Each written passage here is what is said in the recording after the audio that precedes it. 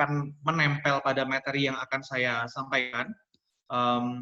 Baik, coba saya izin share screen untuk memulai sesi pagi hari ini.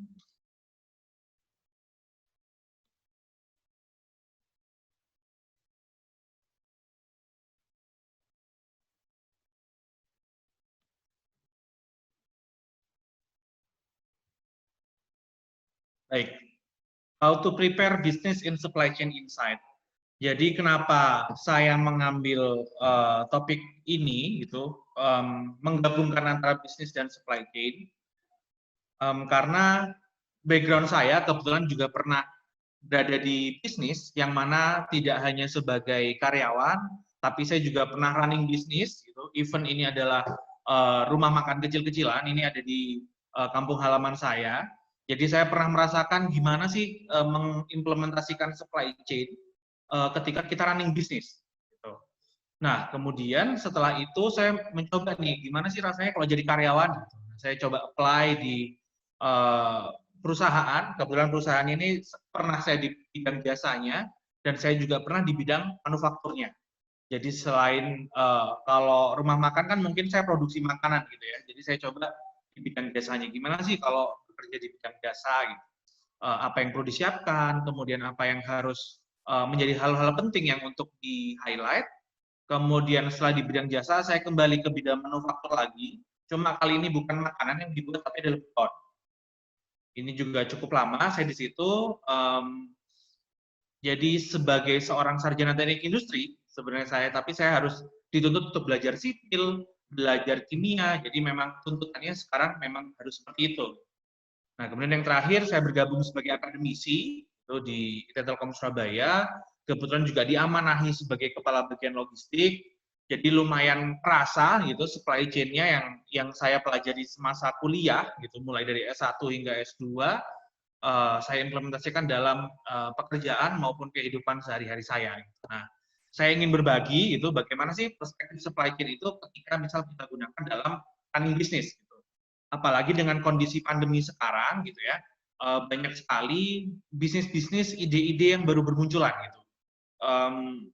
Mungkin ada bless in disguise gitu ya, bless in disguise. Jadi teman-teman mungkin yang sedang kuliah gitu akhirnya harus work from home, harus school from home gitu ya, school from home. Kemudian teman-teman yang bekerja mungkin juga harus ada break dalam seminggu gitu, shift-shiftan, nggak langsung seminggu masuk terus, akhirnya mencari kesibukan lain gitu, biasanya memulai bisnis. Nah, ketika kita memutuskan untuk mulai bisnis, baiknya apa sih itu yang kita bisa siapkan. Nah, workshop ini adalah workshop introduction gitu, jadi kita akan membedah apa sih yang perlu disiapkan secara singkat gitu, karena di deliver dalam 2 hari. Gitu. Kalau dalam teknik industri sendiri ini dipelajari dalam 2 semester gitu. Nah, ini coba kita ringkas gitu dalam 2 hari apa sih yang perlu kita siapkan untuk running bisnis. Nah, kemudian Bapak Ibu berikut adalah workshop outline-nya. Jadi brief of me barusan sudah saya sampaikan. Pada umumnya ada 7 section yang akan di-deliver dalam 2 hari ini gitu. Harapan saya sih jam 3 itu maksimal gitu. Kalau bisa sih kita selesai di jam 2 atau setengah 3 gitu. Nah, kemudian untuk pembagiannya, jika Bapak Ibu sudah memiliki rundown-nya dari poster yang sebelumnya sudah pernah disampaikan dan Bapak Ibu dapat, itu sedikit berbeda dari workshop online hari ini karena saya mencoba untuk membuat flow-nya lebih nyaman, dan lebih nyambung, sehingga coba saya arrange workshop outline-nya dalam 7 section yang terbagi seperti ini. Baik, saya coba mulai masuk ke section 1, Intro to Supply Chain and Strategy. Nah, Bapak Ibu di slide ini bisa melihat bahwa ada sebuah apa ini ya? Saya menyebutnya framework. Framework ini yang akan jadi landasan kita untuk melakukan workshop dan training selama 2 hari ini. Jadi kita akan membedah hal-hal yang ada dalam framework ini. Mulai pertama dari competitive strategy, kemudian supply chain strategy. Jadi ini adalah hal umum dan yang mendasar supaya Bapak Ibu mengerti bagaimana sih running bisnis jika kita melihatnya dari sudut pandang supply chain. Apa sih competitive strategy gitu? Jadi kok ada istilah strategi, kok ada istilah kompetitif gitu. Nah, nanti Bapak Ibu juga akan tahu setelah competitive strategy akan ada lagi istilah namanya comparative advantage. Nah, ini apa lagi nih Pak? Gitu ya. Nah, berikutnya nanti akan kita masuk ke supply chain strategy. Jadi ada beberapa strategi yang bisa kita pilih dan kita harus gunakan dan kita sesuaikan dengan produk apa sih yang akan kita launching, bagaimana karakteristik produk kita. Nah, itu kita harus tahu agar tidak salah dalam strateginya.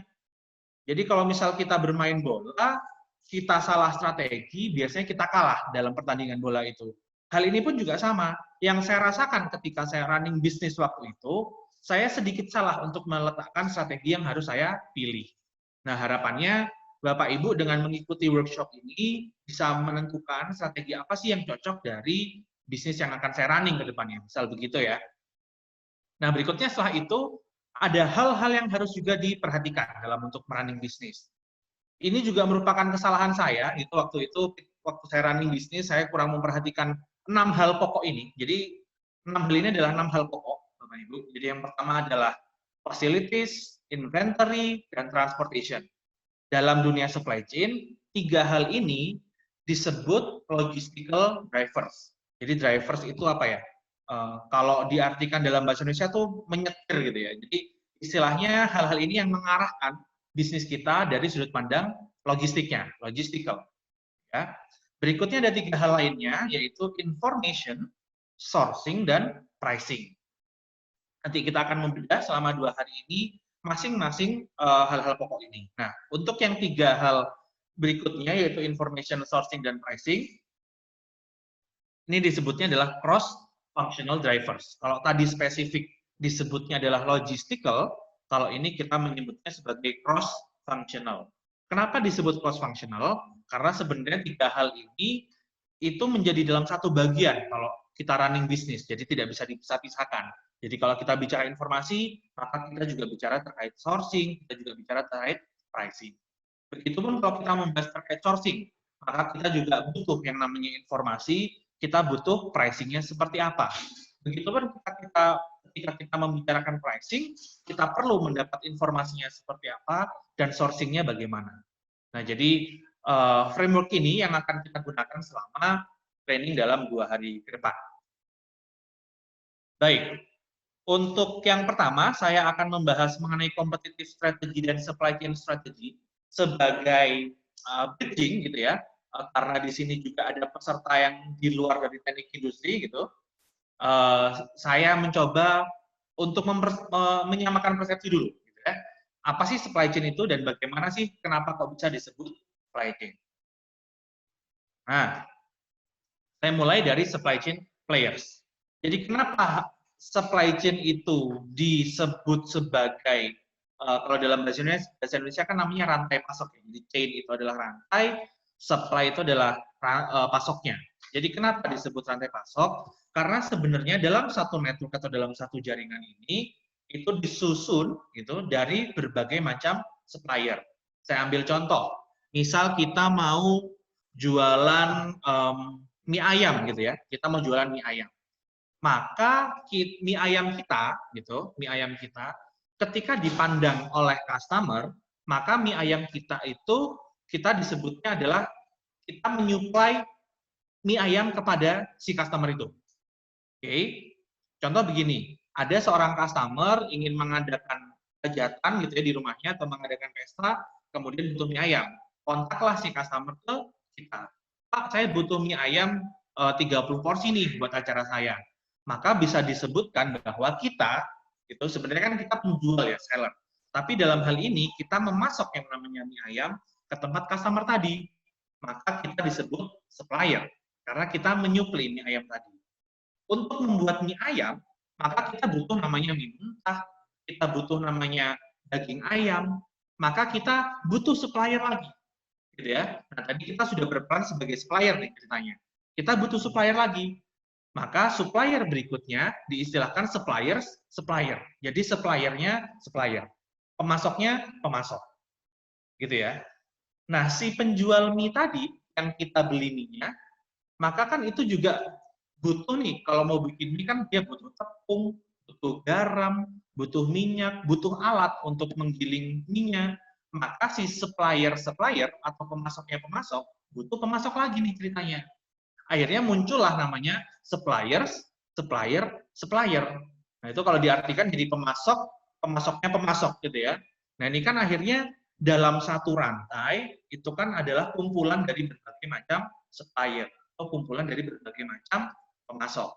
Nah, itu kenapa disebutnya adalah rantai pasok. Itu ya kurang lebih Bapak Ibu ya pengantarnya. Nah, sebenarnya kalau misal kita rubah, kemudian Pak terminologi supplier, supplier, supplier, supplier, supplier ini terlalu rumit Pak gitu. Kalau kita mau menyampaikan ke orang kan jadi numpuk-numpuk nih kata-katanya gitu ya. Nah, kemudian kita konversi nih sekarang untuk memudahkan penyebutannya. Nah, supplier yang paling kanan, ujung paling kanan, biasanya dia sifatnya adalah retailer atau penjual ecer, gitu ya, penjual ecer. Jadi kalau kita jualan mie ayam, maka biasanya mie ayam kita itu dijualnya dalam 10 piece gitu ya, atau 20 piece atau 20 bungkus gitu. Untuk melayani yang misal acara nikahan gitu ya, yang harus 100 porsi, biasanya retailer nggak bisa. Gitu ya, biasanya retailer nggak bisa. Nah, makanya di atas retailer ada yang namanya wholesaler. Nah, wholesaler ini Bapak Ibu, dia yang menjual barang biasanya, barangnya sama seperti retailer, tapi dia menyediakan dalam jumlah banyak. Jadi kalau Bapak Ibu mau beli mie ayam dalam jumlah 100, 200, 300, biasanya wholesaler akan menyanggupi, tapi tidak dengan retailer. Ya, jadi basicnya sama gitu, cuma kapasitasnya yang membedakan, jadi istilahnya dibedakan. Nah, si wholesaler tadi gitu, dia pasti butuh material gitu, butuh bahan baku, maka yang paling ujung kiri itu kita sebut namanya supplier. Nah, kemudian misal Bapak Ibu mau bertanya, apakah memang dalam supply chain ini playersnya cuma 3, Pak? Enggak, playersnya banyak sekali. Cuma kalau saya gambarkan semuanya gitu ya, pasti akan panjang gitu dan kemudian uh, confusing gitu ya. Nah, tapi pada intinya kita menyebut supplier, kalau sekarang kita sudah masuk terminologi yang berbeda-beda, maka istilah supplier tidak kita gunakan sepanjang network, tapi hanya kita gunakan yang paling ujung kiri. Kita sebut dia adalah supplier. Players-players berikutnya tidak kita lagi sebut dengan supplier, tapi sudah menjadi fungsinya dalam market itu seperti apa. Jadi begitu Ibu ya, Bapak Ibu. Jadi pertama, kenapa supply chain itu muncul terminologinya, yaitu dari hal itu tadi. Berikutnya adalah supplier, wholesaler, retailer adalah konversi, ya konversi agar kita menyebutnya mudah dan kita mudah untuk menggunakannya gitu dalam berbagai bidang, maka kita rubah istilahnya. Tapi secara basicnya gitu, semua players dalam rantainya itu bisa kita anggap sebagai supplier. Nah, berikutnya. Sekarang misal Bapak Ibu nanya, oke, kita kan butuh mie ayam nih, nganternya gimana dong mie ayamnya gitu ya, dari tempat wholesaler ke retailer. Begitupun kalau saya butuh tepung terigu gitu ya, dari si market ke tempat saya gimana caranya? Nah, di sini ada istilah namanya transport Bapak Ibu. Jadi moda transportasinya gitu. Sesimpel misal diantar sepeda motor, diantar jalan kaki gitu ya. Ketika ada pemindahan arus barang atau jasa dari satu tempat ke tempat yang lain, maka itu kita sebutnya transport. Apapun modanya. Nanti kita akan belajar lebih lanjut terkait beberapa moda transportasinya gitu ya. Tapi nanti gitu. Nah, dalam rantai pasok atau supply chain, transport ini itu dinamakan atau diistilahkan sebagai enabler. Nah, kalau diartikan bahasa Indonesia itu apa ya? Pemungkin gitu ya, pemungkin. Jadi enabler. Nah, yang dimaksudkan enabler adalah barang ini bisa pindah dari satu player ke player lainnya karena memang dimungkinkan untuk berpindah, Bapak Ibu. Memang dimungkinkan untuk berpindah. Seandainya tidak ada transportasi, maka barang yang tadi itu tidak akan mungkin bisa sampai dari tempat supplier ke wholesaler. Juga tidak akan bisa sampai dari wholesaler ke retailer. Oleh karena itu, butuh pemungkin untuk memindahkan barang dari satu player ke player yang lainnya. Itu kenapa butuh enabler, butuh pemungkin. Dan pemungkin itu digunakan atau diambil fungsinya oleh transportasi. Ya, Bapak Ibu ya, jadi transportation becomes enabler of supply chain activities. Nah, berikutnya. Kalau tadi masih kita gambarkan yang berpindah itu satu arus, ya. Jadi arus dari supplier ke retailer, istilahnya dari hulu ke hilir. Nah, misalnya Bapak Ibu nanya, masa sih Pak dalam satu supply chain alirannya cuma searah? Masa sih nggak ada yang arah balik? Gitu? Atau mungkin nggak ada arus yang bolak-balik mungkin, gitu ya? Nah, maka kita menyebut ada istilah namanya flows in supply chain. Jadi arus dalam supply chain. Arusnya apa aja, Pak? Nah, yang pertama, seperti yang udah ada di halaman sebelumnya, arusnya adalah arus produk atau jasa. Gitu ya. Jadi bisa produk atau jasa. Arusnya. Nah, arus yang balik biasanya apa, Pak? Arus yang balik biasanya cash atau money. Ya, sekarang juga nggak harus bentuk cash, karena bisa ditransfer gitu ya. Transfernya pun juga bisa dalam berbagai bentuk. Nggak cuma dalam bentuk uang, sekarang kalau di US udah lazim menggunakan Bitcoin, gitu ya. Jadi bentuknya udah macam-macam. Modalnya nggak cuma lewat bank juga, kadang kita bisa menggunakan PayPal, kayak gitu ya, untuk alirannya. Jadi di sini digambarkan dalam supply chain itu, kalau kita beli barang, maka kita harus bertukar, transaksional, gitu ya. Jadi kalau kita beli barang, maka kita ngasih transaksinya apa nih? Dengan uang kah atau dengan barang kah gitu ya. Kalau dulu waktu zaman masih belum ada uang, transaksinya menggunakan barang juga. Jadi menggunakan value barangnya. Jadi misal Bapak Ibu jual daging ke saya, Bapak Ibu butuh sayuran nih. Maka daging yang Bapak Ibu berikan ke saya akan saya ganti dengan jagung misal. Nah, karena sekarang sudah ada uang yang menggantikan nilai dari produk itu, maka sekarang lazim digunakan uang. Ya. Jadi arus baliknya adalah uang. Jadi si consumer tadi sudah menerima mie ayam dari kita, maka dia bayar. Misal katakan dia beli 10 mie ayam, satu porsinya 10.000, maka kita harusnya menerima 10.000 dikalikan 10, yaitu 100.000. 100.000 ini nggak cuma-cuma nih, karena harus kita potong, yang mana itu untuk keuntungan kita, yang lainnya untuk modal jualan lagi. Gitu ya Bapak Ibu ya. Kita sudah menerima mie mentah, kemudian kita menerima daging ayam dari si wholesaler, maka kita harus membayar bahan mentah yang kita gunakan sebagai bahan mie ayam tadi. Wholesaler pun juga begitu. Dia nggak cuma-cuma menerima uang itu, dia ambil lagi, ada yang untuk keuntungan mereka, ada yang untuk modal usaha untuk berikutnya lagi. Nah, yang menarik adalah yang berjalan bolak-balik, gitu ya, yang berjalan bolak-balik dalam supply chain ini itu adalah yang namanya information. Nah, ini yang kalau terminologi supply chain dulu, ini yang absen atau jarang digambarkan dalam network supply chain. Bahwa informasi ini sekarang menjadi penting. Ya, informasi ini sekarang menjadi penting karena kita harus bisa tahu harga pasarannya mie ayam berapa di luaran gitu ya.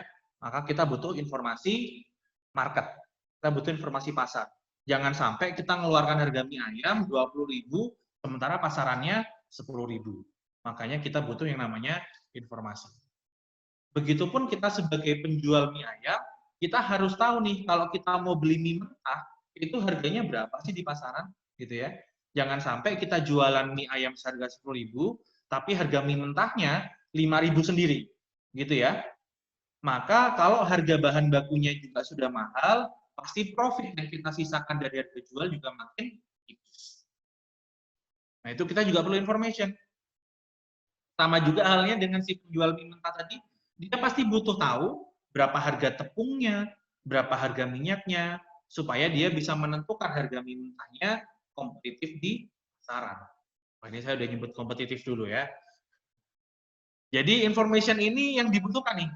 baik dari hulu ke hilir maupun hilir ke hulu, gitu ya. Hilir ke hulunya apa selain harga? Hilir ke hulunya adalah mie ayam nih sekarang digemari nggak sih di pasar, gitu ya? Apa sekarang sudah mulai beralih ke kue tiaw misalnya, atau sudah mulai beralih ke bihun, gitu ya? Atau sudah beralih mulai ke mie-mian yang lainnya, sehingga mie ayam mulai tidak digemari di market lagi, di pasar. Nah, maka informasi ini yang kemudian diolah oleh si penjualnya, oh kalau gitu aku nggak jualan mie ayam doang nih sekarang, aku juga jualan ketiau. Akhirnya, si penyupli mie mentah, dia berpikir nih, oh ternyata si pedagang mie ayam ini udah mulai ngurangin nih, minta mie mentahnya. Berarti ada sesuatu nih. Kita tanya, kita gali informasi, kenapa Pak? Kok sebelumnya misal ngambil 1 kilo mie mentah, sekarang cuma setengah kilo nih. Oh iya Pak, karena di pasaran nih mie ayam sudah mulai turun permintaannya. Sekarang sudah mulai beralih ke kue tiaw. Akhirnya si supplier tadi harusnya bisa mulai beralih dari jual mie mentah aja, sekarang ke bentuk mie-nya yang kue tiaw mentah. Jadi gitu ya Bapak Ibu ya. Jadi informasi dibutuhkan, baik hulu ke hilir maupun hilir ke hulu.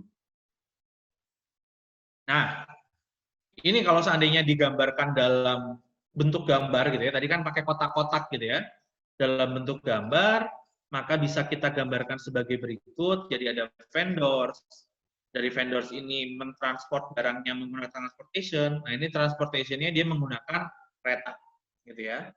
Nah, kenapa harus memilih kereta, gitu ya? Nah, nanti ada consideration-nya sendiri. Kenapa kok harus kereta? Kenapa nggak cuma truk aja? Kenapa kok nggak sepeda motor, gitu ya?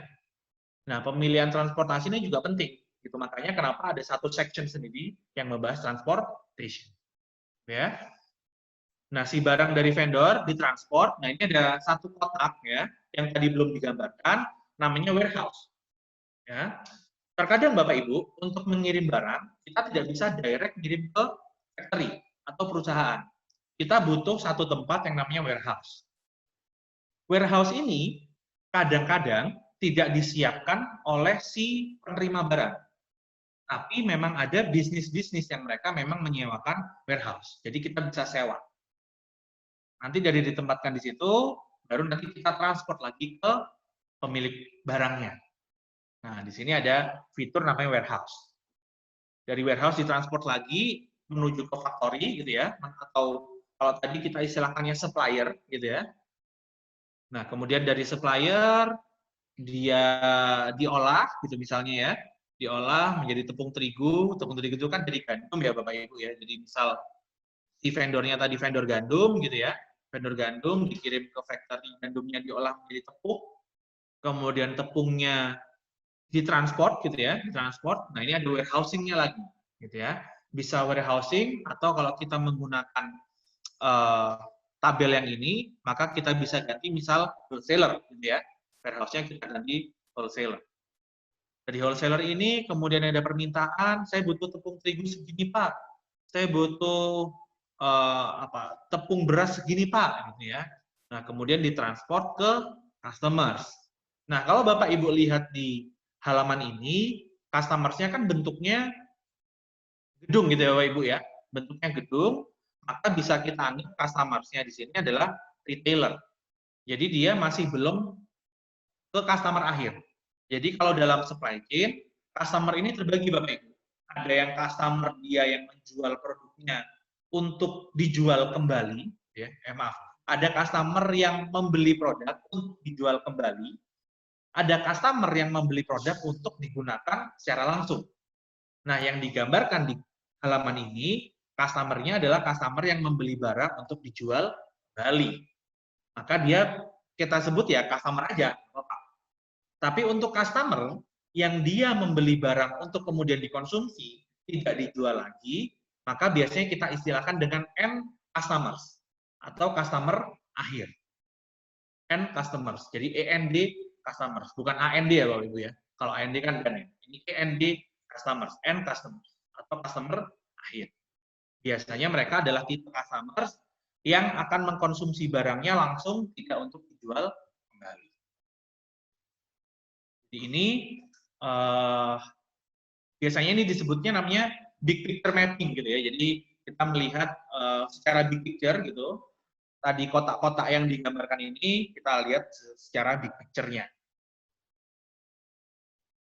Nah, tadi adalah pengantarnya, sekarang kita masuk ke supply chain strategy. Sebelum saya masuk di sini, apakah ada yang bertanya? Bapak Ibu jika ingin bertanya bisa lewat chat Bapak Ibu. Saya beri waktu dulu 5 menit mungkin, kalau ada pertanyaan. Ya, mungkin ada pertanyaan dari peserta. Silakan bisa ditanyakan di chat.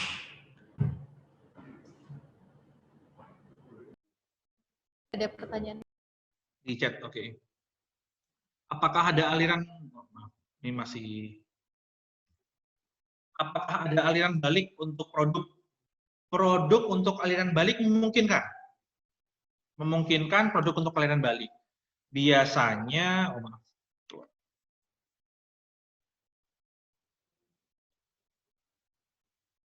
aliran balik terjadi biasanya ketika, misal ya Bu Astuti ya, jadi misal kita beli barang ke sebuah pabrik, kita beli barang ke sebuah pabrik atau kita beli barang ke wholesaler, tadi misal kita mie ayam nih ceritanya, kita beli tepung, kemudian tepungnya bungkusnya robek, gitu ya, tepungnya bungkusnya robek. Atau apa nih biasanya?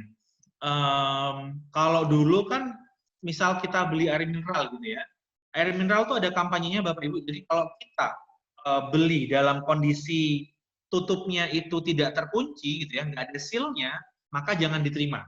Nah ini kan kadang-kadang kita tanpa sengaja, tanpa bermaksud gitu ya, ternyata kita dapat barang yang seperti itu. Ya.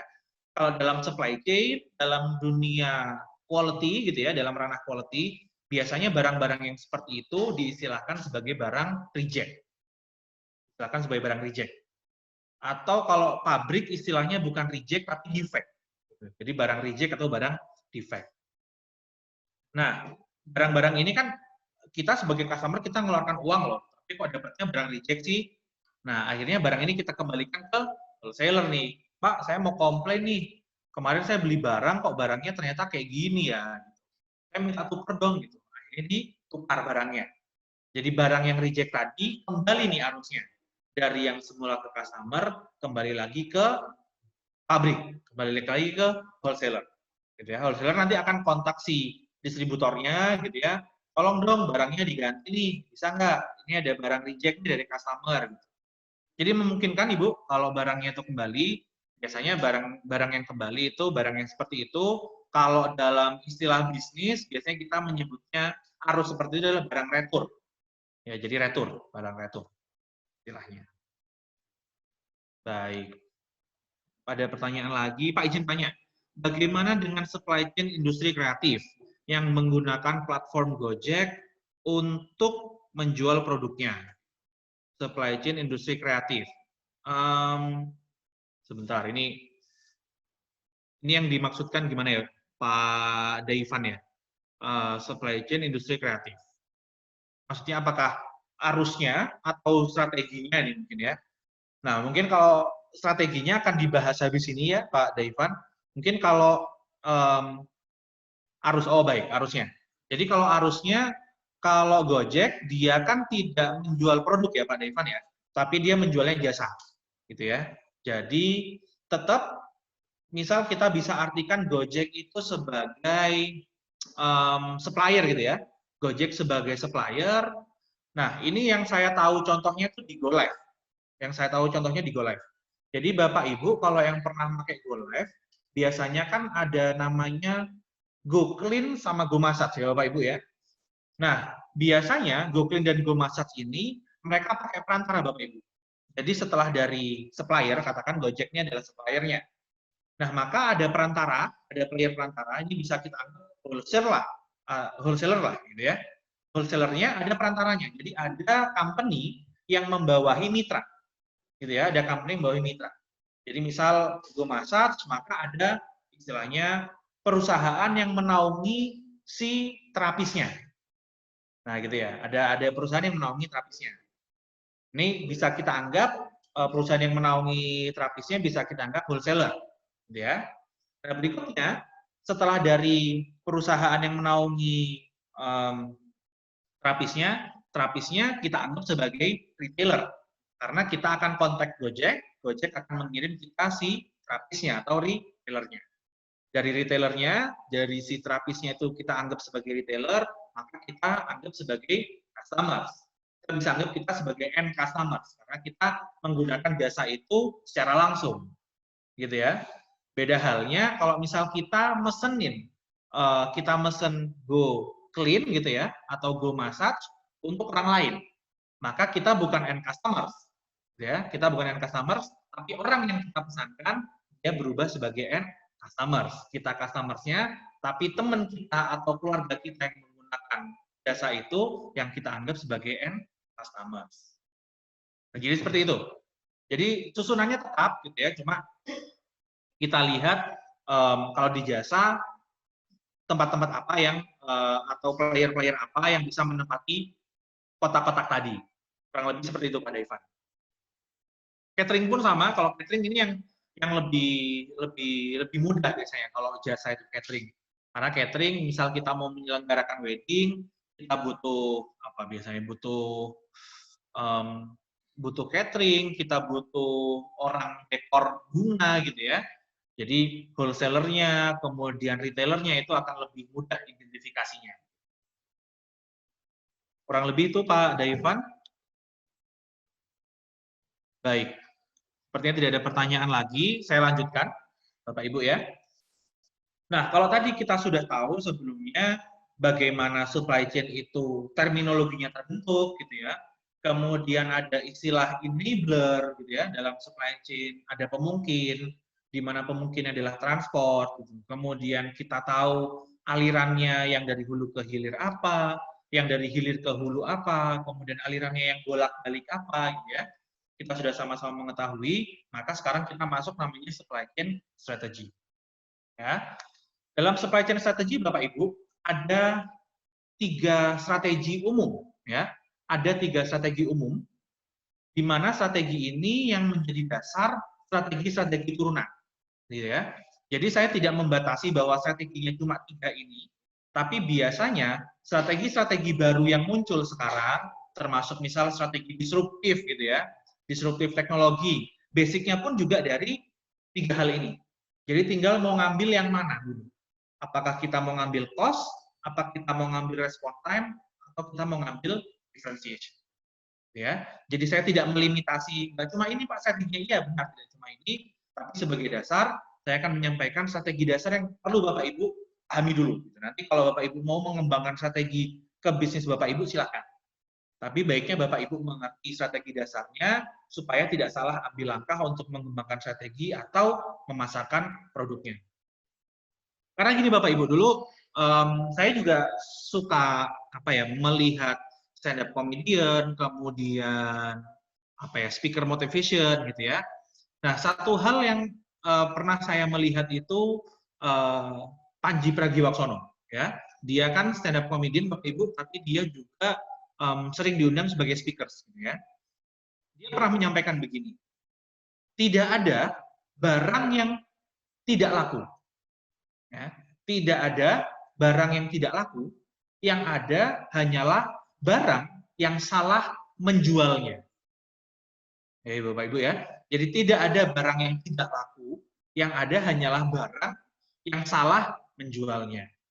Nah, kalau di sini saya melihatnya adalah tidak ada barang yang tidak laku kecuali kita salah milih strateginya. Jadi kita perlu tahu strateginya seperti apa yang harus kita tempelkan untuk menjual produk kita. Baik. Yang pertama,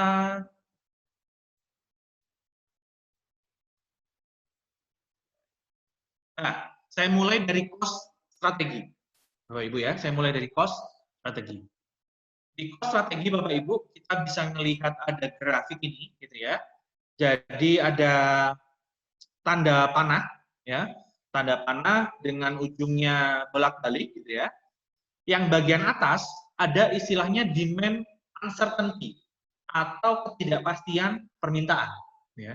Saya lebih banyak menggunakan terminologi aslinya ya Bapak Ibu ya. Saya mencoba untuk tidak mentranslate karena khawatirnya jadi persepsinya berbeda gitu. Tapi saya akan mencoba untuk mentranslate dalam bahasa Indonesia. Jadi demand uncertainty di bagian atas, di mana sebelah kiri adalah ada kata low yang rendah, artinya semakin ke kiri kita asumsikan ketidakpastian permintaannya semakin rendah. Ya, Bapak Ibu ya. Semakin ke kanan, maka ketidakpastian permintaannya semakin tinggi. Jadi yang sebelah kiri low, yang sebelah kanan high. Ya, Bapak Ibu ya. Yang di bawah ada namanya demand quantity atau jumlah permintaan. Kalau yang atas adalah ketidakpastian permintaan, yang bawah adalah jumlah permintaan. Di sebelah kiri Bapak Ibu ada namanya cost atau biaya. Yang sebelah kanan ada namanya responsive. Atau ya responsif ya, bahasa Indonesia ya, responsif. Nah, bagaimana membacanya Bapak Ibu? Kita bisa mulai dari atas, ya, dari yang demand uncertainty atau ketidakpastian permintaan. Kalau kita mengetahui di pasaran, kan kita kalau sebelum mau menjual produk kan kita seperti yang tadi saya sampaikan Bapak Ibu ya, kita kan perlu menggali informasi, ya, kita menggali informasi di market. Apakah mie ayam ini permintaannya tinggi nggak di pasar, gitu ya? Apakah tingginya cuma di beberapa waktu aja? Misal katakan permintaan mie ayam ini tinggi cuma waktu makan siang aja, tapi enggak untuk makan malam. Ya, Bapak Ibu ya. Artinya ketidakpastian demand-nya itu masih tergolong tinggi. Gitu ya. Ketidakpastian demand-nya masih tergolong tinggi. Tapi beda halnya misal kita tahu sebuah makanan yang dia bisa dimakan kapan aja. Pagi cocok, siang cocok, malam cocok gitu ya. Nah, maka bisa kita anggap oke, berarti permintaannya ini continuous nih. Artinya setiap waktu itu cocok. Kan ada beberapa makanan kan yang memang segmented ya Bapak Ibu ya. Ambil contoh lah, kita ngomong bubur ayam. Kalau kita makan bubur ayam itu kan enaknya pagi, gitu ya. Habis kita olahraga, kemudian makannya bubur ayam. Kan kita nggak lazim menemukan orang jualan bubur ayam itu di malam hari. Beda halnya sama seafood. Kalau seafood itu kan malam hari cocoknya. Martabak, terang bulan itu kan jadi ada beberapa makanan yang memang dia segmented sekali. Segmentednya terhadap waktu. Nah, gitu ya. Nah, kalau kita menemukan satu produk yang kita sudah mengetahui bahwa permintaannya itu ketidakpastiannya rendah. Contoh, saya ambil beras. Beras itu kapanpun kita pasti butuh, Bapak Ibu. Breakfast, misal kita mau masak nasi goreng. Siang kita mau makan nasi pecel. Malam kita mau makan mie instan gitu ya. Mie instan tuh gandengannya kalau di Indonesia sama nasi Bapak Ibu, gitu ya. Kalau mie instan nggak pakai nasi masih belum kenyang. Jadi kita bisa melihat permintaan beras itu tinggi, ketidakpastiannya rendah. Karena semua orang pasti butuh nasi, butuh beras dari pagi sampai malam. Maka kita bisa anggap permintaan beras itu ketidakpastiannya rendah. Gitu ya Bapak Ibu ya. Jadi beras ketidakpastiannya rendah. Maka strategi yang cocok apa? Maka strategi yang cocok adalah strategi cost strategi, Bapak Ibu. Ya, cost strategi. Maka cost strategi itu membawa dampak apa gitu ya? Maka kita harus mencoba menekan biaya produksi kita. Jadi cost-nya, kita menekan biaya produksi kita.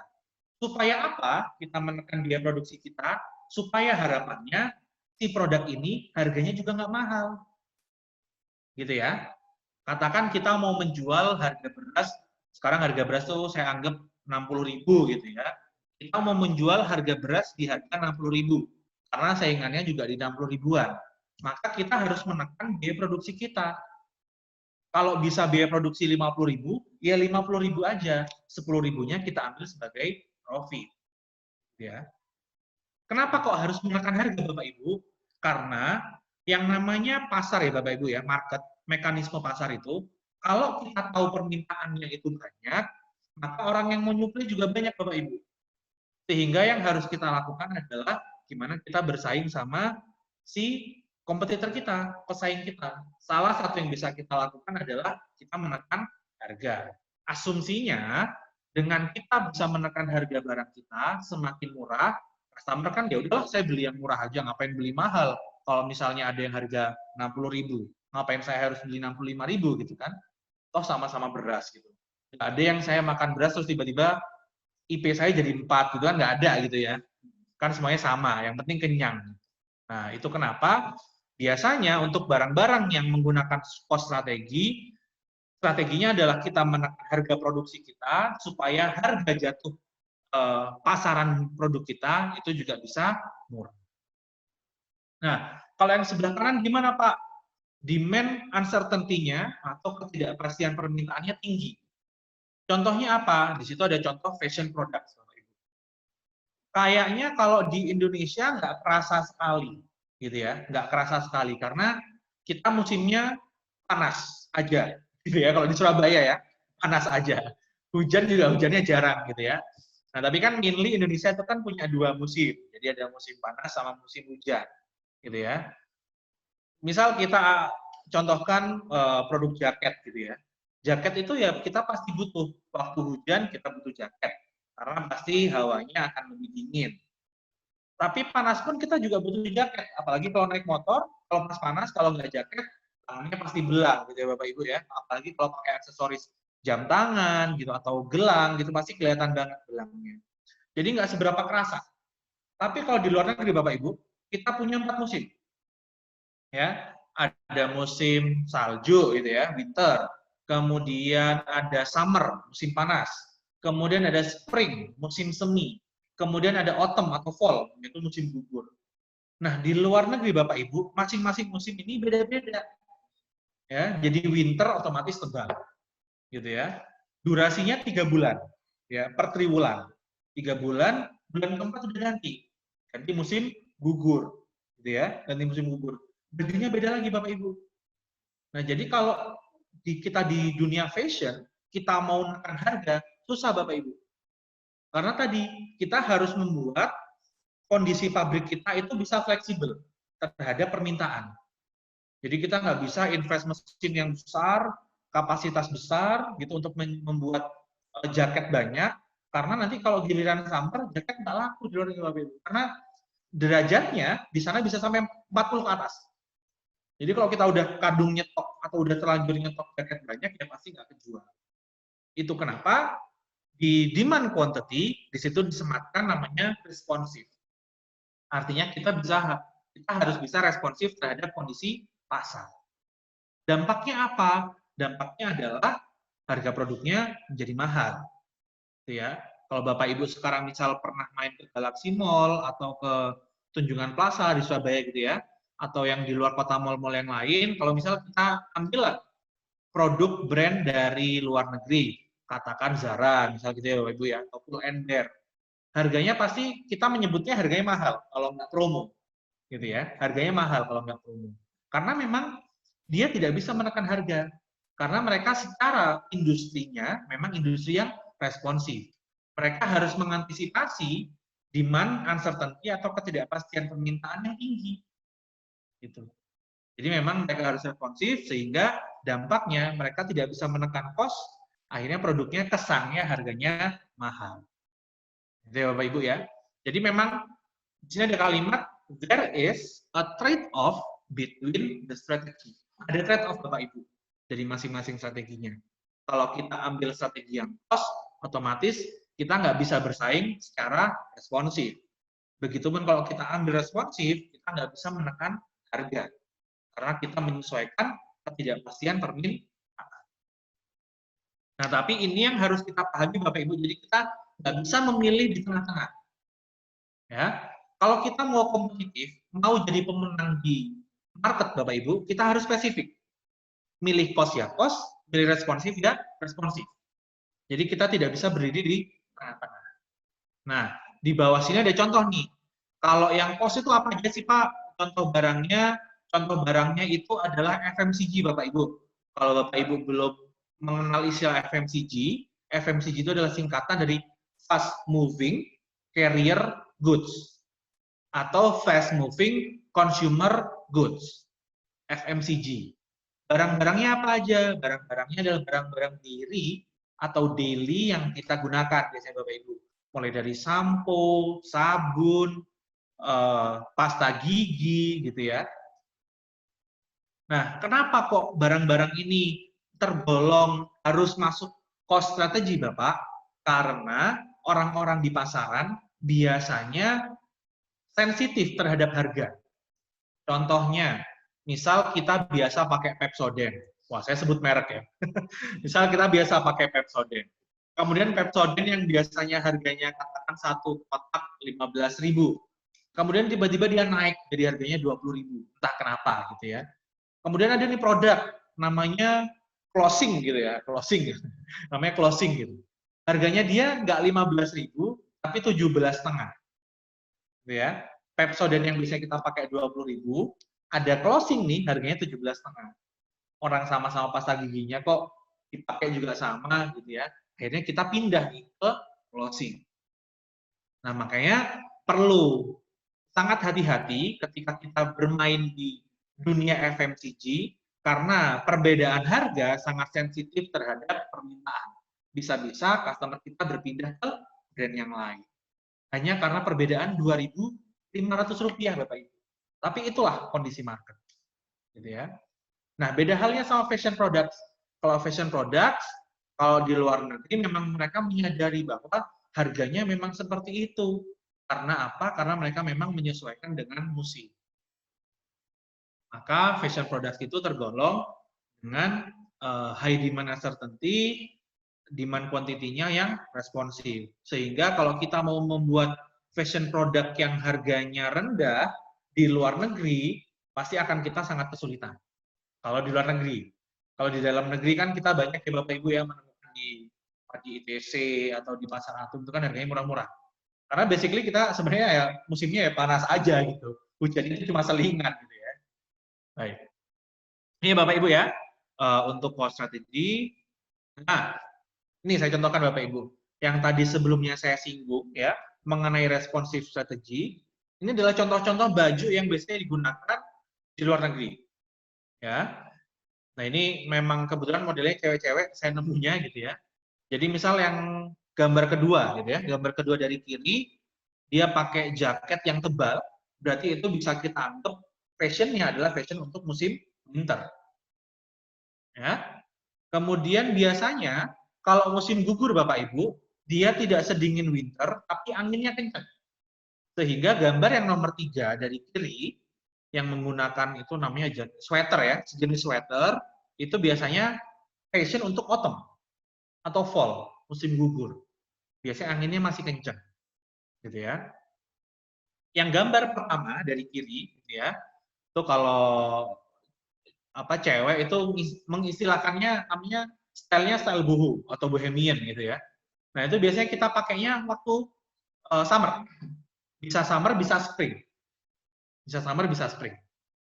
Biasanya yang summer itu yang agak istilahnya dalam tanda kutip itu agak terbuka ya Bapak Ibu ya. Nah yang gambar yang dari yang paling kanan ya, gambar keempat dari kiri atau gambar pertama dari kanan itu bisa kita anggap adalah untuk koleksi summer. Biasanya potongannya agak terbuka daripada yang spring biasanya, karena dia lebih panas secara suhu. Nah, kalau dengan kondisi permintaan yang berganti tiap 3 bulan, kemudian kita menyetok produk banyak, pasti kita akan kalah di market. Ya, kita akan kalah di market. Sehingga strategi yang harus kita gunakan adalah responsif. Begitu ganti musim, kita ganti lini produksi kita. Kita ganti model kita. Maka kita tidak boleh menyetok produk dalam jumlah banyak. Nah, kita tahu kalau Bapak Ibu pernah mengetahui istilah economies of scale, ya Bapak Ibu ya. Economies of scale ini bisa kita artikan adalah kalau kita memproduksi dalam jumlah banyak, kita punya keuntungan, harga produksi masing-masing produk akan semakin rendah. Karena apa? Karena fixed cost-nya dibagi dalam jumlah produk yang banyak, Bapak Ibu. Saya contohkan. Misal kita mau membuat 1.000 jaket, Bapak Ibu ya, kita membuat 1.000 jaket, apa sih fixed cost itu Pak? Fixed cost itu biasanya gampangannya adalah biaya listrik, misal gampangannya. Jadi kalau kita nyalakan listrik gitu ya, kita membayar listrik, itu kalau di PLN ada istilah abonemen Bapak Ibu. Kalau misalnya kita menggunakan pasca bayar ya. Jadi berapapun yang kita gunakan, kita harus membayar sejumlah abonemen. Gitu ya. Misalkan katakan abonemennya 40 jam. 40 jam abonemennya. Maka kalau kita menggunakan listrik itu 36 jam, tetap aja kita membayarnya 40 jam. Karena itu adalah angka minimum. Bayangkan sekarang, kalau 40 jam, kita bagi dengan jumlah produk sebesar 100. Maka biaya yang kita harus tanggungkan 100 per 46 produk. Ya, 100 per 46. Kalau kita bisa membuat lebih banyak, gitu ya, katakan kita membuat 1000 produk, maka 1000 dibagi 40 kan, tadi bicara 46, dibagi 40, maka hasilnya akan semakin kecil, gitu ya, hasilnya akan semakin kecil. Nah itu kenapa tadi ada istilah economies of scale. Nah, economies of scale ini adalah core-nya dari yang strategi cost. Core-nya dari strategi cost. Itu adalah menggunakan economies of scale. Tapi waktu responsif, kita nggak bisa menggunakan economies of scale. Kita mau bikin 1000 jaket, padahal cuma tayangnya, padahal dijualnya cuma 3 bulan, gitu ya, tayangnya di showroom atau di showcase cuma 3 bulan, ya nggak kejual dong jumlah produk sebanyak itu. Dia tidak bisa membuat produk dalam jumlah banyak. Dia tidak bisa memanfaatkan economies of scale. Dampaknya, harganya otomatis lebih mahal. Ya, Bapak Ibu ya, responsive strategy. Nah, dalam responsive strategy ini ada dua mainnya ada dua strategi yang biasa digunakan. Yang pertama adalah push proses, yang pertama adalah push proses, yang kedua adalah pull proses. Jadi adalah apa ya, kalau dalam bahasa Indonesia di strategi dorong sama strategi tarik gitu ya. Push proses dan pull proses. Nah, Bapak Ibu sadar nggak? Fashion, ya, kalau Bapak Ibu ngamatin fashion itu adalah salah satu komoditas atau barang yang dia itu dipush dalam market. Dia didorong dalam market. Oke, kalau nggak sadar, coba saya sampaikan. Bapak Ibu mungkin pernah dengar kalau di Indonesia kita punya namanya Jakarta Fashion Week. Kita punya Jakarta Fashion Week.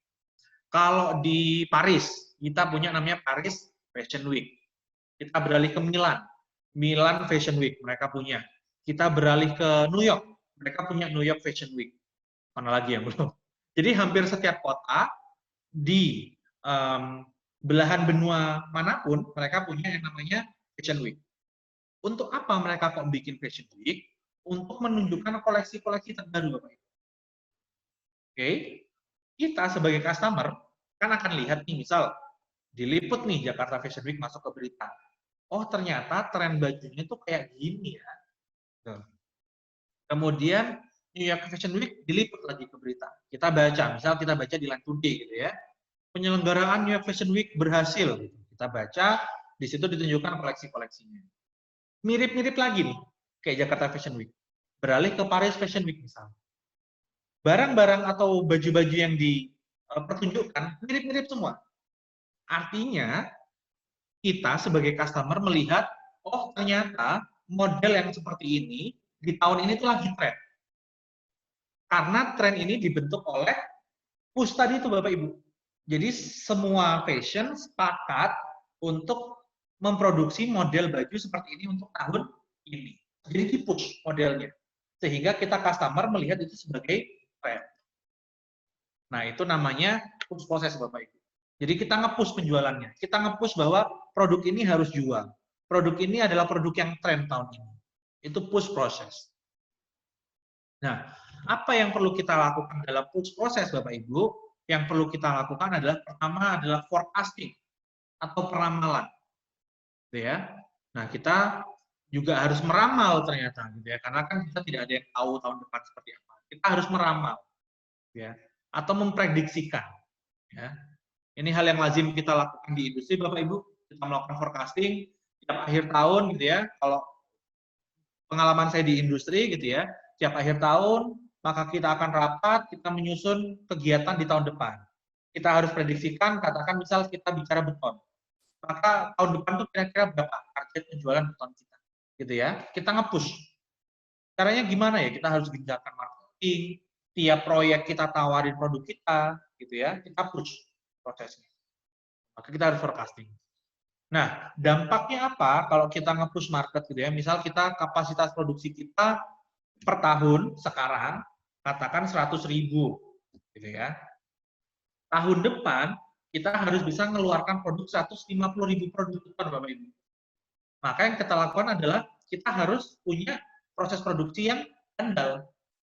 Kalau memang kurang proses produksinya, beli mesin lagi, gitu ya. Kalau beli mesin nggak bisa, ya kita lemburkan, kita tambah work hours-nya. Yang semula 8 jam, jadi katakan 11 jam atau 12 jam. Nah, kita harus menata produksi kita seperti apa. Begitupun procurement. Procurement adalah pembelian. Kalau kita produksi beton, beton itu kan komponennya ada semen, ada pasir ya Bapak Ibu ya, ada semen, ada pasir, ada batu gitu. Maka kita harus punya list supplier yang bisa menyuplai dalam jumlah banyak seperti itu Bapak Ibu. Kita harus punya list suppliernya. Suppliernya baiknya nggak cuma satu. Suppliernya baiknya kalau memang kita butuhnya dalam jumlah banyak, maka kita harus punya beberapa supplier. Nah, supplier ini juga merupakan bahasan dalam training kita 2 hari ini, nanti ada di materi sourcing. Harusnya siang nanti kita akan membahas sourcing. Ya, Bapak Ibu ya. Nah, berikutnya adalah pull proses. Kalau pull proses, kita menarik. Jadi kita harus tahu market maunya apa. Gitu ya. Kita tarik datanya dari market. Kita tarik. Maka di situ prosesnya adalah consumer demand. Jadi permintaan kita di drive gitu ya, atau dikendalikan oleh customer. Nah, ini yang model seperti ini yang agak susah terkadang. Karena customer itu bisa berganti-ganti keinginannya tiap tahun gitu ya. Kemudian kita jadi lebih lambat untuk meresponnya karena kita harus riset market dulu, kita tahu marketnya gimana gitu ya. Jadi proses bisnisnya jadi lebih panjang kalau kita ambil yang full proses. Nah, tapi 2 hal ini lazim digunakan. Push proses dan juga pull proses. Nah, di situ ada garis ya Bapak Ibu ya. Ada garis namanya customer order arrives. Jadi titik kedatangan permintaan customer. Gitu ya. Jadi kalau push proses artinya proses kita dimulai sebelum datangnya customer order. Tapi kalau pull proses, proses kita baru berjalan setelah kita menerima customer order. Nah, jadi titik pemecahnya itu adalah titik customer order arrives. Oke, Bapak Ibu. Nah, ini kita biasanya kan kalau training dan workshop kita ada pretest ya. Nanti kita nggak ada pretest, tapi kita langsung post-test. Ya, post-testnya adalah semua materi yang sudah saya sampaikan di PowerPoint. Jadi nggak ada hitung-hitungan gitu ya. Jadi ABCD-an gitu. Jadi ABCD-an, nggak ada hitung-hitungan. Jadi harapannya dalam 2 hari ini Bapak Ibu punya pemahaman yang sama gitu ya. Punya pemahaman yang sama. Baik. Nah, berikutnya ini menarik. Ini adalah differentiation strategy. Ya. Kalau teman-teman yang suka musik gitu ya, yang sebelah kanan ini lagi viral ya. Billie Eilish gitu ya, lagi viral. Yang sebelah kiri ini juga ya udah lumayan lama lah ya terkenalnya gitu ya. Dia kan angkatannya Disney ya, angkatannya Disney bareng Taylor Swift, kemudian bareng Selena Gomez gitu ya. Nah, kalau sekarang saya bertanya ke Bapak Ibu, kira-kira 2 orang ini berbeda nggak? Kan sama-sama ceweknya nih, berarti kan sama ya. Berbeda nggak 2 orang ini? Beda ya. Nah, kalau yang kiri, Ariana Grande itu kan terkenal, dia nyanyinya kan lagu ballad gitu ya, lagu ballad. Kemudian kalau nggak lagu ballad, lagu-lagu yang nadanya tinggi gitu ya. Nah, tiba-tiba muncul nih, pendatang baru, blek gitu ya. Nyanyinya tuh kayak kalau orang Jawa tuh mengistilahkan yang gremeng, Bapak Ibu ya. Jadi dia suaranya rendah gitu ya, suara rendah banget gitu. Sampai kalau kita suara volume radio kita kecil gitu ya, kita harus gedein dulu tuh. biar kedengeran dia ngomong apa, gitu ya. Tapi viral Bapak Ibu, ya. Cantik juga enggak, gitu ya. Badannya kan dia termasuk tidak yang langsing badannya ya. Dia kan relatif agak pendek, kemudian badannya juga nggak langsing. Tapi viral Bapak Ibu. Kemarin waktu Grammys, dia borong piala Grammy. Ya. Nah, sebenarnya apa yang dia lakukan? Yang dia lakukan Bapak Ibu, dia menggunakan strategi yang namanya differentiation. Dia sadar, ya, kalau aku mau nyanyi disuruh nyanyi ballad nada tinggi, ya aku nggak bisa apa-apa lawan nada Grammy. Udahlah, angkat topi lah, gitu ya. Tapi kalau saya jadi beda, gitu ya, saya warnain rambut saya aneh, gitu ya. Kemudian saya bikin berita saya ikut Illuminati, gitu ya. Entah konspirasi atau enggak, gitu ya. Dia declare dia ikut Illuminati, misal gitu ya. Terus dandanannya aneh, gitu. Kemudian nyanyinya berbeda, maka orang notice. Ini apa sih ini, gitu ya. Dan kemudian lagunya juga ternyata disukai oleh masyarakat. Jadi dia datang untuk menjadi yang berbeda, Bapak Ibu. Gitu ya. Sebelumnya kita sudah pernah dikasih siapa? Christina Aguilera yang suaranya tinggi, kita dikasih Beyonce yang nadanya tinggi gitu. Tiba-tiba datang yang suaranya rendah kayak gitu. Jadi berbeda. Dan kejadian ini bukan pertama kali Bapak Ibu. Bapak Ibu pasti waktu SMP, SMA mungkin ya, kalau SMP SMA pasti kenal penyanyi dari Korea, gendut ya, pakai kacamata bulat, goyang Gangnam Style. Pada saat itu Bapak Ibu, yang terkenal itu Justin Bieber, Justin Timberlake, Justinan lah namanya, Justin Timberlake. Mereka semua itu badannya six pack gitu ya, perutnya kotak-kotak gitu. Kemudian ganteng, putih gitu ya. Nyanyinya ya oke gitu. Tiba-tiba muncul orang-orang kayak gitu. Ya, badannya gede, pakai kacamata bulat gitu ya. Terus goyang Gangnam Style itu. Tapi dia adalah orang Asia pertama yang bisa makan bareng Barack Obama. Bayangin. Strateginya apa? Berbeda Bapak Ibu. Jadi menjadi berbeda itu bukan hal yang buruk. Ya. Saya kutip lagi dari Panji Pragiwaksono. Itu Panji itu dia world tour, ya. World tour-nya namanya juru bicara. Ini ngena banget ke saya. Jadi dia bicara, tadi kan dia di awal sempat bilang statement-nya adalah tidak ada barang yang tidak laku, yang ada hanyalah barang yang salah pemasarannya. Ya. Berikutnya dia bilang, begini Bapak Ibu, menjadi sedikit berbeda lebih baik daripada sedikit lebih baik. Ya, saya ulangi, menjadi sedikit berbeda lebih baik daripada sedikit lebih baik. Artinya apa Bapak Ibu?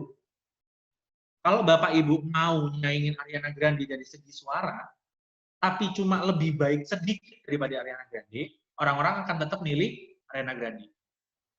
Ya.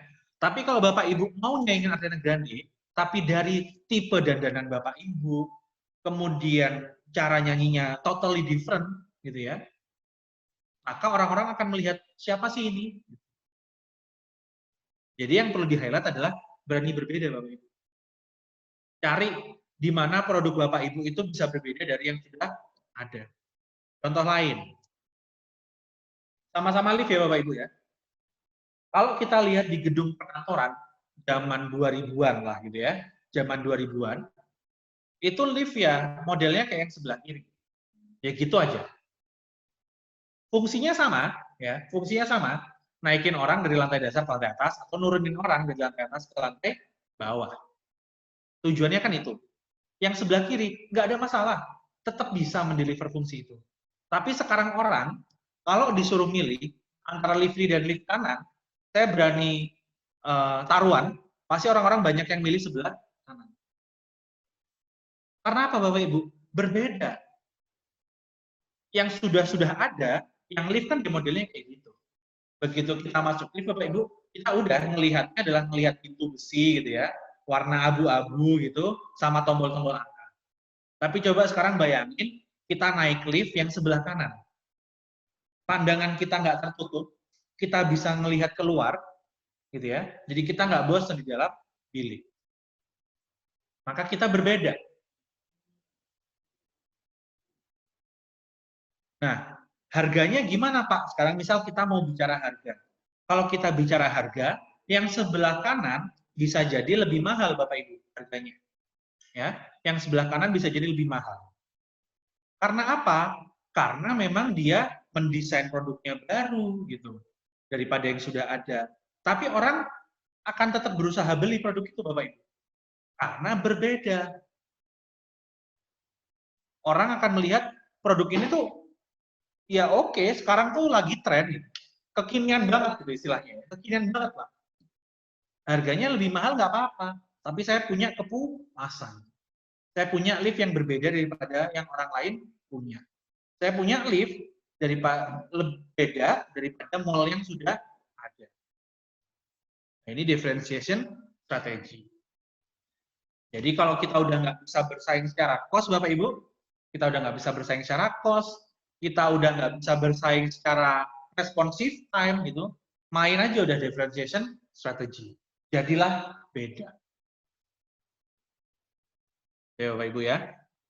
Nah, jadi tadi kita udah tahu ada cost strategy, kita tahu sudah ada responsive time strategy, kita tahu juga namanya differentiation strategy. Nah, sekarang kita masuk yang di framework tadi. Ada istilah namanya competitive strategy. Nah, apa sih Bapak Ibu competitive strategy itu gitu ya? Jadi terminologi ini sering digunakan untuk mewakili strategi-strategi supply chain. Ya, ada namanya competitive strategy, ada namanya competitive advantage. Ya, competitive strategy itu adalah strategi that make our product desirable to customer. Ya, desirable. Artinya orang itu atau customer lihat produk kita itu jadi pengen beli. Gitu ya, jadi pengen beli. Itu adalah competitive strategy. Oke. Nah, ada lagi namanya competitive advantage, Bapak Ibu. Ini adalah ekstensifikasi dari competitive strategy atau kepanjangan tangannya competitive strategy. Barang-barang yang kompetitif ya, secara strategi belum tentu dia punya competitive advantage. Karena ini adalah hal yang berbeda.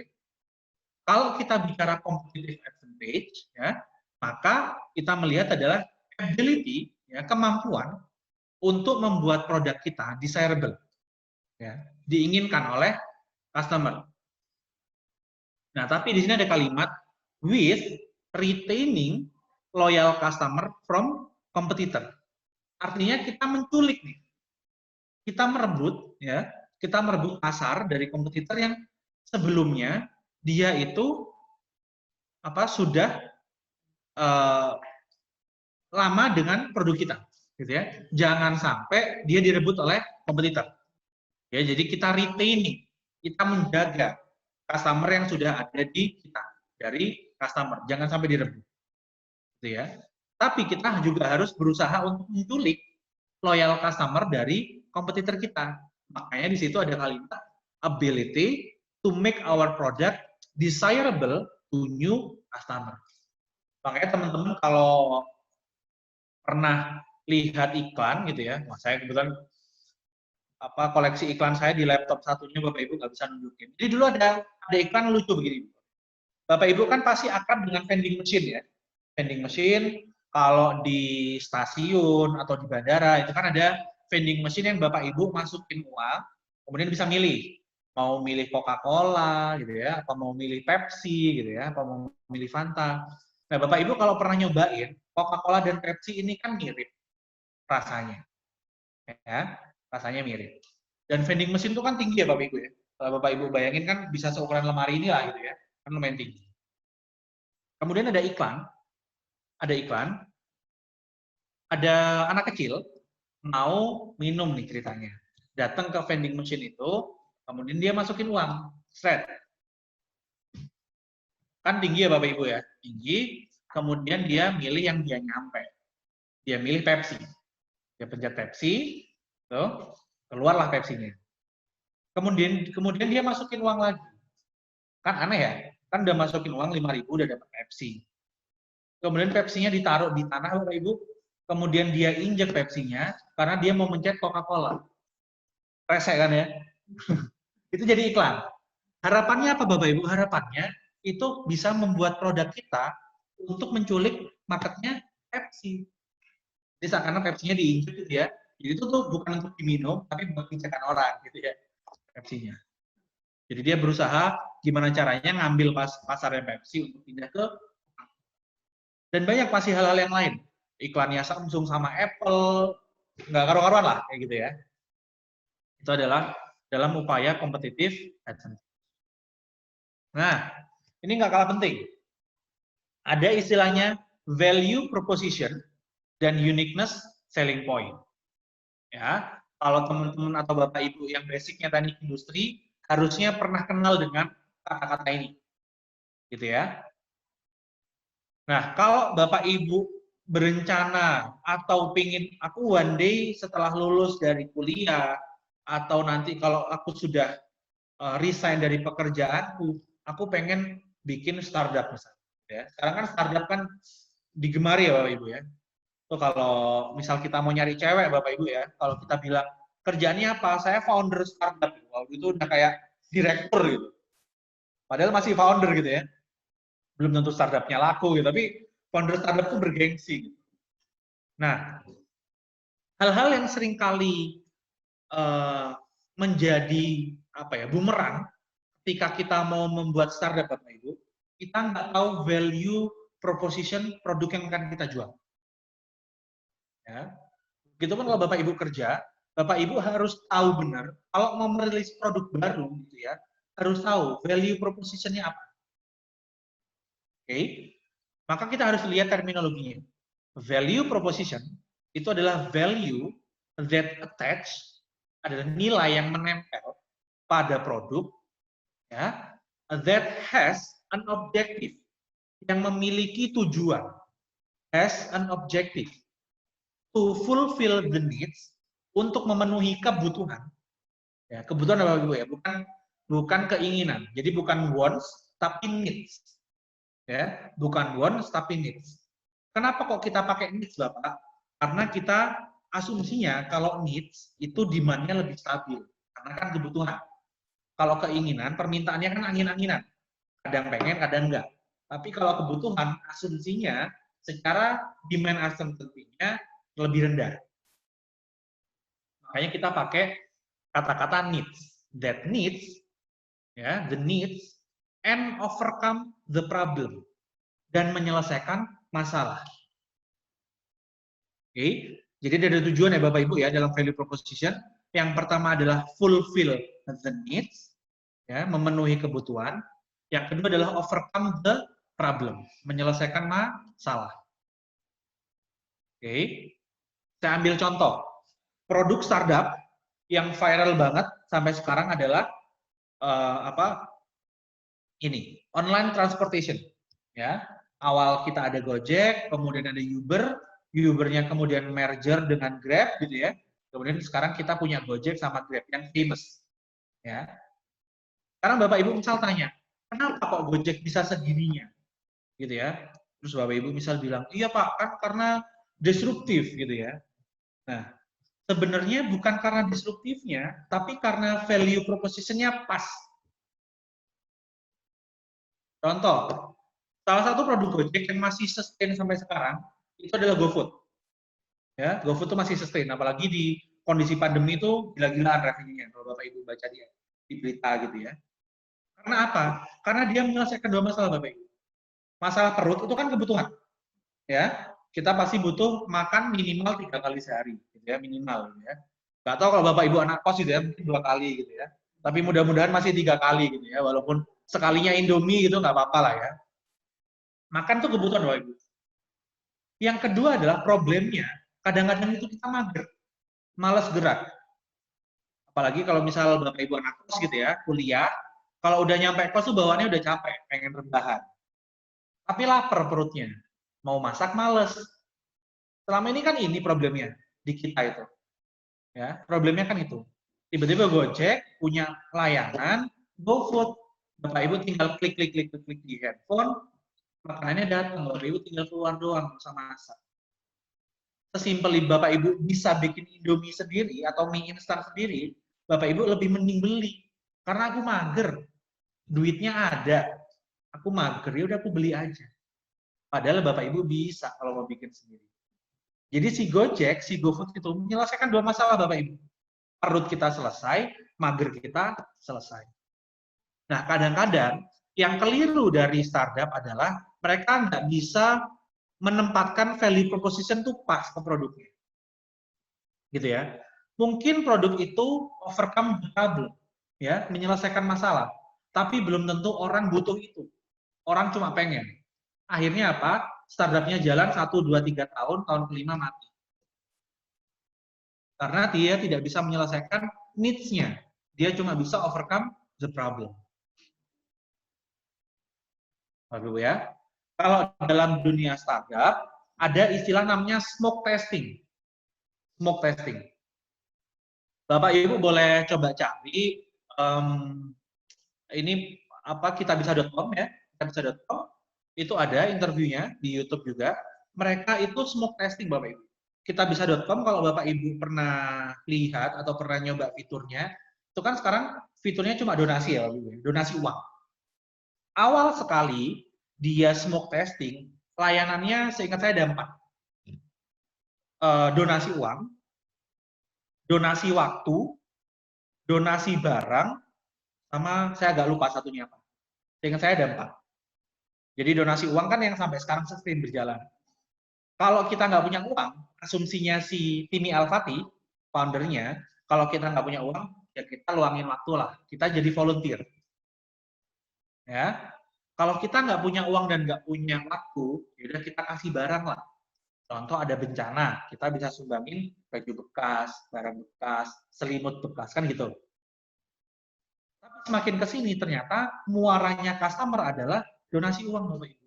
Akhirnya donasi waktu dan donasi barang dihilangkan.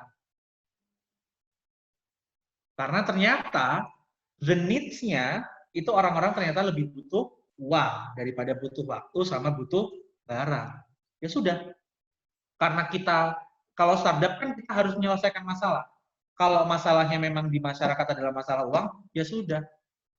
Yang untuk pelayanan donasi uang, donasi waktu dan donasi barang dihilangkan. Kita fokus untuk memberikan uang karena itu yang dibutuhkan dan itu menyelesaikan masalah. Dan sampai sekarang kitabisa.com juga masih sustain dengan pelayanannya itu. Karena mereka menemukan value proposition-nya. Nah, itu value proposition. Yang kedua adalah kalau kita di strategi differentiation atau di strategi pembeda, kita harus punya yang namanya uniqueness selling point. Ya, uniqueness selling point. Kalau di Indonesia kan apa ya? Titik dual unik gitu. Jadi aneh ya, uniqueness selling point. Kalau Bapak Ibu membaca artikel, biasanya uniqueness selling point ini disingkat sama yang namanya USP. Jadi kalau di jurnal marketing atau di jurnal bisnis, biasanya kalau kita menyebut uniqueness selling point, namanya USP. Ya, apa sih Pak USP itu? Adalah value that attached to the product, sama ya, value yang menempel ke produk kita, yang membedakan produk kita sama produk kompetitor. Yang pertama ya, that differentiate our product to competitor product. Dan yang kedua adalah and meet personalized product. Personalized product itu kalau bahasa gaulnya itu produk itu gue banget. Produknya gue banget. Saya kasih contoh Bapak Ibu. Di tahun 2000-an ya, Bapak Ibu mungkin akrab sama yang namanya MP3 player.